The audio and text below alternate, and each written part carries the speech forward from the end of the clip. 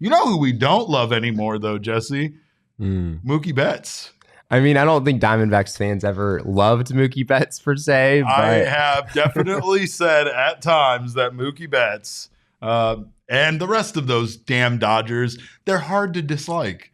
They are hard to dislike. And I say that because typically they're very nice people. We've had a fun relationship with them. Corbin Carroll and Zach Gallen both went on Mookie Betts' podcast and had a great time. Right. We know Mookie Betts just in general is kind of a delightful person. And Freddie Freeman and Shohei Ohtani, it's like the most powerful, least hateable team you've ever seen. But Mookie Betts is trying to change that very much. He's trying to change that, Jesse. Here's what he had to say about teams facing the Dodgers next year.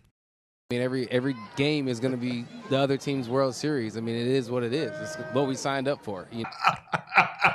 Oh, you're going to regret that one, pal. Did he really say that? Like, I don't know. I don't know if I believe it. He absolutely did. Let's play it again. I mean, every game is going to be the other team's World Series. I mean, it is what it is. It's what we signed up for, you know? And so it is what it is. It is what we signed up for. Them's the rules, Derek. Them's the rules. That's just the way it is. The audacity of a man who in his last 13 playoff games has a 158 batting average in the postseason, Jesse. In his last 13 postseason games, he has a 158. So if that's the case, yes, I hope every team plays the Dodgers like it's the World Series because it means Mookie Betts is going to hit the ball 16% of the time. I have a couple of problems with this. Go off. First of all, this is baseball, right? Where even if you do add a player like Shohei Ohtani and Yamamoto, you make all the additions that you made. If the Dodgers are better than any other team in the majors, the margin is not that big. I think there's a very serious debate to be had over whether the Dodgers are even the best team in the National League, right? There's this team called the Atlanta Braves that is very, very formidable as well, right? I think you could very much have a debate over which of those two teams is actually the better team heading into 2024. The other fact is that, I mean, to say that like a series in July that, the Reds are playing with the Dodgers is like that team's World Series. There's 162 of these games, right? That's just not like a concept that exists within the sport of baseball until you get like to the very end of the season. Those games are certainly important. But to say that like, every time a team plays the Dodgers, it has the magnitude of the World Series is an utterly outrageous claim. Even though the Dodgers are a good team and teams are certainly going to want to succeed against them, none of those games are going to really be all that much more important than all of the other games that they play.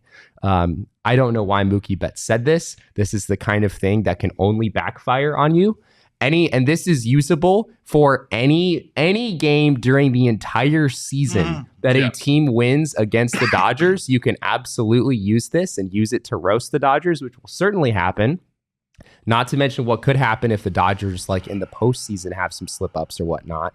There is nothing good that can come from this, Derek. I am pretty dumbfounded that someone who has the emotional intelligence of Mookie Betts actually went out and said this on television.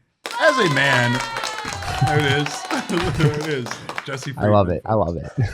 As a man who often doesn't intend to say stupid things when he's on a show, I can relate a little bit to Mookie Betts. I'd like to take this opportunity right now to go ahead and pronounce the words compensatory and perforated while we're on the subject. Mookie Betts isn't the only one who's made a fool of himself on the air. That is right. However, what I will say is that, like, I get what he's saying. He's basically saying now, with the challenge that is the Dodgers, every team is going to ramp up and play their best when they're bringing it to the Dodgers, right? So it's going to be playing teams that do. I mean, they might come into that series like, struggling, but it's the Dodgers, and the way the Dodgers are playing, they're going to bring everything that they can.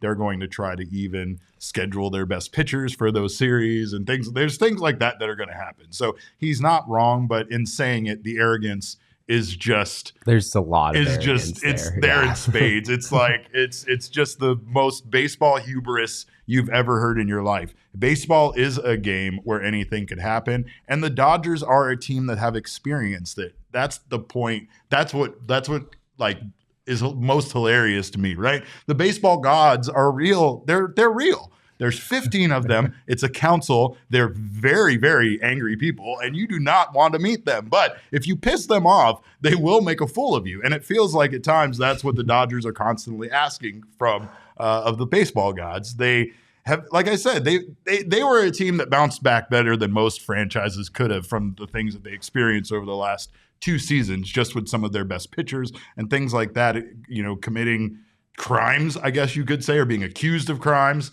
you know, injuries, losses, like all sorts of things. They've gone through their ups and downs. They've lost some of their best players to free agency, and they just have rebounded back year after year better than any team can during the regular season. During the postseason, they are a completely different team, and I'm not even going to get into all that because the data is there. But Mookie, you're hitting 158. Get out of here. You're hitting 158, okay, in your last 13 games. I don't want to hear from you about the postseason play or how teams are going to step up and play the team.